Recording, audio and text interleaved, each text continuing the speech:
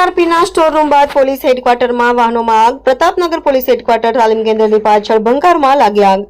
Fire બ્રિગેડના સ્ટાફે ઘટના સ્થળે દોડી જઈ પાણીનો મારો ચલાવી આગ કાબૂમાં લીધી. ગરમીના કારણે આગના બનાવ વધી રહ્યા છે. પ્રતાપનગર પોલીસ હેડક્વાર્ટર ખાતે વાહનોમાં આગ લાગવાનો બનાવ.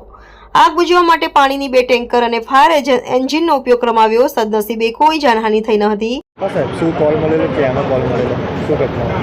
મારા મેઇન કંટ્રોલથી કોલ મળ્યો હતો.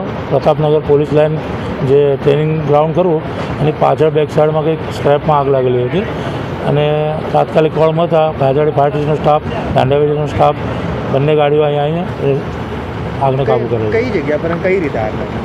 આગમાં એવું છે કે જે સ્ટોર કરેલી ગાડીઓ છે બધી સ્ક્રેપમાં મૂકેલી, એમાં કંઈ ફાયર થયું છે, કારણ ખબર નથી કયા કારણસર આગ લાગી છે. પ્રાથમિકમાં એ તપાસ કરે તો ખબર પડે કે કયા કારણથી આગ લાગી છે. કામગીરી ચાલુ છે, હમણાં આગ કાબૂમાં છે. આપણો પરિચય? Vinod Mohite, in charge station fire officer.